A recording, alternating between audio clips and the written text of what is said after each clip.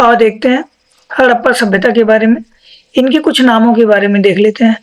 हड़प्पा सभ्यता, हड़प्पा सभ्यता नाम क्यों पड़ा? क्योंकि सर्वप्रथम जो खोजा गया था वो कौन सा नगर खोजा गया था? हड़प्पा नगर। और सिंधु घाटी सभ्यता दूसरा नाम, इसे देख लेते हैं। ये नाम क्यों पड़ा?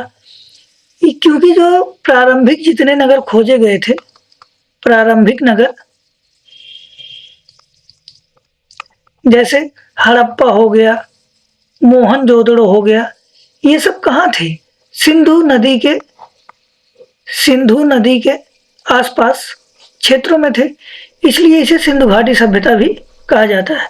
कांस्य युगीन सभ्यता, सर्वप्रथम इसी समय तांबे और टिन को मिलाकर क्या बनाया गया था? कांसा। सर्वप्रथम इसी समय क्या बनाया गया था? तांबे और टिन को मिलाकर कांसा बनाया गया था, इसलिए इसका नाम क्या है? कांस्य युगीन सभ्यता भी है। और प्रथम नगरीय सभ्यता इसका नाम क्यों दिया जाता है? क्योंकि अभी तक जो भी खोजे हुई हैं, सर्वप्रथम यही ऐसा साक्ष्य है जहां नगरों का साक्ष्य मिलता है, और जितने भी नगर के साक्ष्य मिले हैं सब इसके बाद के हैं। इसके पहले का कोई नगरीय साक्ष्य नहीं मिलता अभी तक, जितनी खोजें हुई हैं। अब आगे खोज होगी, कोई मिलेगा तो अलग की बात है, अभी तक नहीं मिला, इसलिए इसका एक नाम क्या है? प्रथम नगरीय सभ्यता। अब कार्यक्रम देख लेते हैं। कालक्रम क्या था इसमें? इसका 3500 ईसा पूर्व से 1300 ईसा पूर्व तक। और इसमें जो परिपक्व हड़प्पा काल है, ये कब से कब माना जाता है? 2600 ईसा पूर्व से 1900 ईसा पूर्व तक ये माना जाता है। वैसे कालक्रम पे बहुत ज़्यादा विवाद है, तो सर्वमान्य कालक्रम हम बता रहे हैं आपको। खोज में मेनली हम दो खोजों को देखते हैं, यहाँ पे दो खोजों को बता रहे हैं। एक हड़प्पा की खोज, दूसरा मोहनजोदड़ो की खोज। हड़प्पा की खोज 1921 में और इसकी खोज 1922 में। 1921 में इसकी खोज दयाराम साहनी ने की थी, और 1922 में इसकी खोज कौन किया था? राखल दास बनर्जी ने।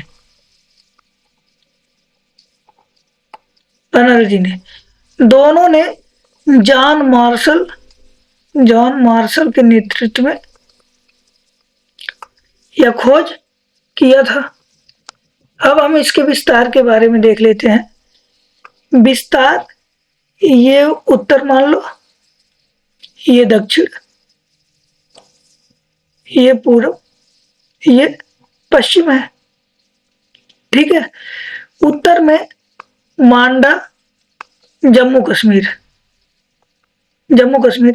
वैसे एक नए खोज से पता चला है, सोलतुगई, ये कहाँ है? अफगानिस्तान में इसे माना जाता है उत्तर वाला, लेकिन अभी हम मांडा ही बता रहे हैं, क्योंकि अभी इसको सभी ने नहीं माना है। तो मानेंगे, अगर क्वेश्चन में आता है ये तो इसे टिक करना, और ये आता है तो इसे टिक करना, ठीक है। और पूर्व में ये कहाँ है? गिरपुर, ये मेरठ जिले में उत्तर प्रदेश में पड़ता है। दक्षिण में कहाँ है? दैमाबाद, ये अहमदनगर जिले में महाराष्ट्र में पड़ता है। और पश्चिम में कहाँ है? सूत कांगेडोर, ये कहाँ है? पाकिस्तान में। इसका आकार त्रिभुजाकार, रफली त्रिभुजाकार है। इसका आकार कैसा माना जाता है? त्रिभुजाकार, लेकिन रफली है, पूरी तरह से त्रिभुजाकार नहीं है। अब हम इसकी सबसे मेन विशेषता पे चलते हैं, जो है नगर योजना। नगर योजना की विशेषता पे चलते हैं। इसमें क्या है, नगरी जो है ग्रिड पैटर्न पर थी। ग्रिड पैटर्न पर, ग्रिड पैटर्न का मतलब क्या है, जालनुमा। जालनुमा का क्या मतलब है, सड़कें एक दूसरे को समकोण पर काटती थी। सड़कें एक दूसरे को कैसे काटती थी, समकोण पर। और जो नगर था, नगर यह दो भागों में विभक्त था, एक पश्चिमी टीला और एक पूर्वी टीला। पश्चिमी टीला जो था ये अपेक्षाकृत ऊंचा था, छोटा था, छोटा था और यह दुर्गीकृत था, दुर्गीकृत था। यहाँ मुख्यतः जो थे प्रशासनिक प्रशासनिक और सार्वजनिक भवन थे। सार्वजनिक भवन मतलब ऐसा लग रहा था जैसे यहाँ के जो प्रशासन वगैरह यहीं से चलता था, पश्चिमी टीले से। पूर्वी टीला क्या था, अपेक्षाकृत नीचा था, बड़ा था, अदुर्गीकृत था, अदुर्गीकृत था। और यहाँ ऐसा लग रहा था जैसे सामान्य जनता निवास करती थी। ये था नगर का विशेषता। और इसके कुछ अपवाद मिलते हैं, इस नगरीय विशेषता के कुछ अपवाद मिलते हैं, जैसे कालीबंगा। कालीबंगा यहाँ का जो नगर प्राचीर था, मतलब एक तो पश्चिमी टीला भी दुर्गीकृत था और पूर्वी टीला भी दुर्गीकृत था। ये नगर प्राचीर था, नगर था ना, नगर भी ये प्राचीरों से घिरा था, मतलब ये भी दुर्गीकृत था। ठीक है, कालीबंगा के बाद देख लेते हैं लोथल और सुरकोटड़ा। इसमें क्या था, यहाँ पे मतलब ऐसे पश्चिमी और पूर्वी टीला नहीं था।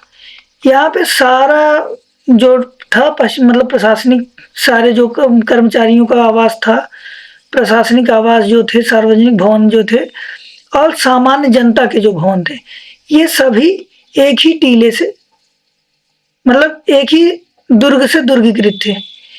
ये एक ही रक्षा प्राचीर से ये दुर्गीकृत थे। तो यहाँ पे सब मिला के कह सकते हो अलग अलग दो टीलों के साक्ष्य नहीं मिलते, एक ही टीले का साक्ष्य मिलता है। फिर आता है चन्हुदड़ो। चन्हुदड़ो एकमात्र ऐसा नगर है जो दुर्गीकृत ही नहीं है, दुर्गीकृत ही नहीं है, नहीं है। धौलावीरा देख लेते हैं। धौलावीरा ये क्या था, ये हर जगह पश्चिमी और पूर्वी टीला था। इसमें कुछ एक बीच का भी टीला दिखा है, मतलब यहाँ 3 टीले दिखे हैं, 3 नगर के यहाँ साक्ष्य मिलते हैं।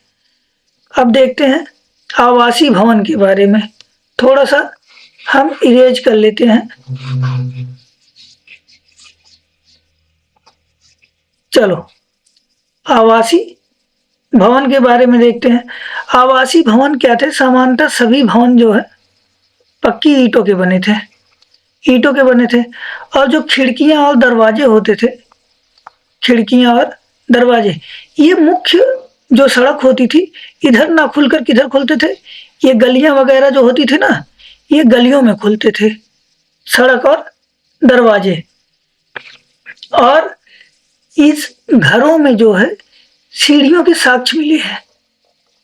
सीढ़ियों के साक्ष्य, सीढ़ियां क्या बताती हैं कि भवन हो सकता है 2 मंजिले थे, तो मतलब ये सीढ़ियां जो है 2 मंजिले भवन के, 2-3 मंजिले भवन के संकेत करती हैं, बहुमंजिले भवन के संकेत करती हैं।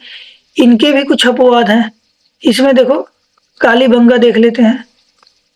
कालीबंगा यहाँ पे जो पक्की ईंटों का प्रयोग था, पक्की ईंटों का प्रयोग तो हुआ था लेकिन वो घरों में नहीं हुआ था, घरों में नहीं होता।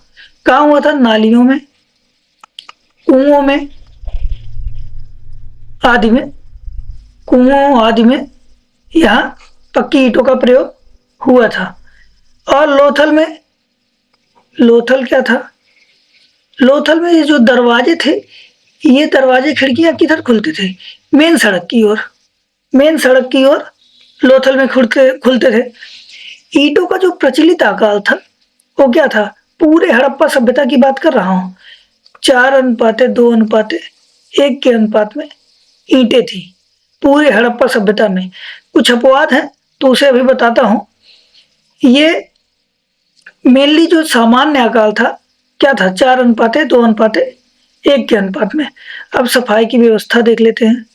सफाई की व्यवस्था, जो घरों का पानी था वो सड़कों की तरफ पहले जाता था, और ये सड़कों के किनारे ऐसे ना मोरियां बनी होती थी, मतलब नालियां बनी होती थी। नालियां ईंट से पत्थरों से ढके होते थे। नालियों में कहीं कहीं मेन होल होते थे। मेन होल किस लिए, ये नालियों की सफाई के लिए। मतलब सफाई की व्यवस्था बहुत बढ़िया थी, उम्दा थी। अब आओ देखते हैं कुछ प्रमुख नगर और उनसे संबंधित कुछ पुरावशेष। पहले देख लेते हैं हड़प्पा। हड़प्पा के बारे में, हड़प्पा से क्या क्या मिला है, एक समाधान मिला है, RS-37 नाम है। क्या नाम है, R-37 समाधान मिला है। और मुहर मिला है। मुहर एक ऐसी मुहर मिली है जिसमें उर्वरता की देवी, उर्वरता की देवी, उर्वरता की देवी इन्हें क्यों कहा जा रहा है, क्योंकि एक स्त्री है उस मुहर पे जिसके गर्भ से पौधा निकलता हुआ दिखाया गया है। तो ऐसा माना जाता था कि उर्वरता की देवी हैं ये, इनकी पूजा वगैरह होता था।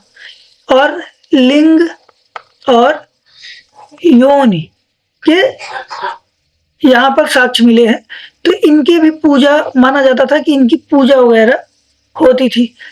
एक अन्नागार यहाँ से मिला है जो 6-6 की 2 कतारों में है, 6-6 कमरों की 2 कतारों में है।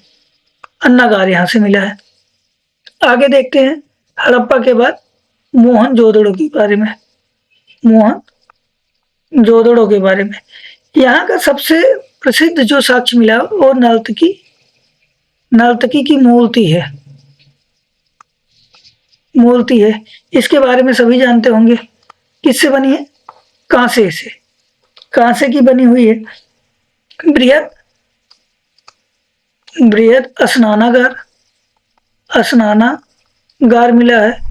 बृहद अन्नागार मिला है। अच्छा, ये अन्नागार एक चीज का साक्ष्य देता है, कहीं कर की व्यवस्था थी, मतलब कर लेने वगैरह की व्यवस्था ऐसा थी। और एक ऊबड़ वाला बैल मिला है। ऐसा माना जाता है ये पवित्र पशु था। और पशुपति की एक मुहर मिली है जिसपे पशुपति मतलब शंकर भगवान के ये किसी रूप को माना जाता है। इनके देखोगे सर पे ना ऐसे 3 सींग का मुकुट बना हुआ है, तो इन्हें पशुपति माना जाता है कि भगवान शिव का कोई अवतार है। तो ऐसे मुहर मिला हुआ है।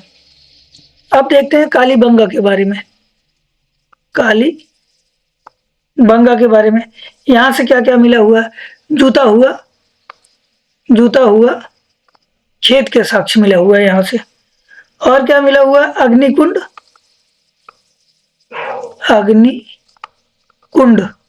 वेदिका मिला हुआ है। युगल समाधान यहाँ से मिला हुआ है। युगल समाधान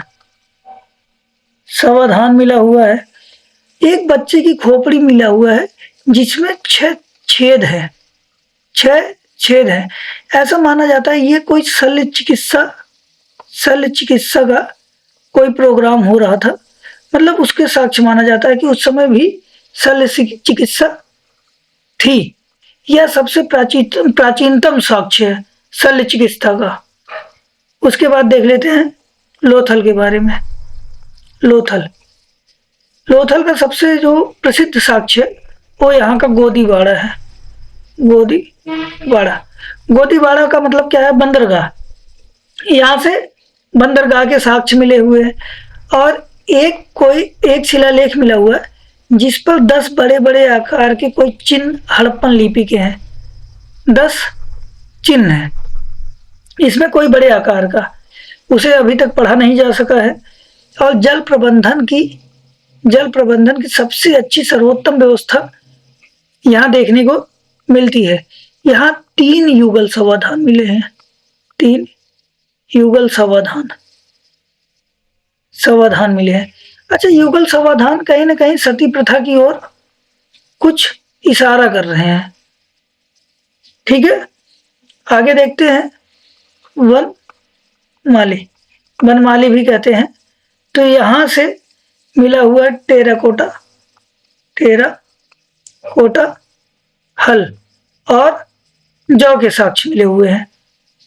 आगे देखते हैं चन्हू दड़ों के बारे में देखते हैं। ये एकमात्र ऐसा स्थल है जहां वक्राकार ईंटें मिले हुए हैं, और हर जगह ईंटों का क्या था, 4:2:1 के अनुपात में थे। यहाँ पर वक्राकार ईंटें मिली हुई है, और यहाँ पर एक ईंट पर बिल्ली का पीछा करते हुए कुत्ते के पंजों की छाप मिला हुआ है।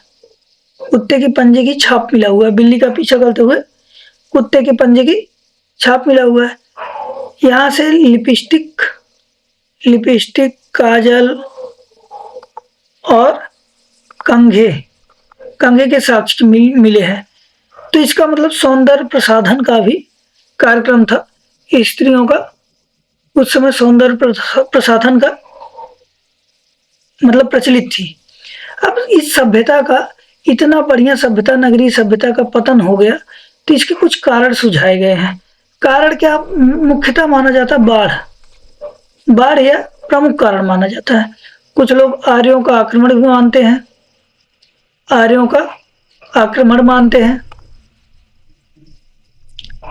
और क्या मानते हैं? जलवायु परिवर्तन भी मानते हैं। तो ऐसे बहुत सारे कारण इनके दिए जाते हैं, इनके पतन का, नगरीय सभ्यता के पतन का।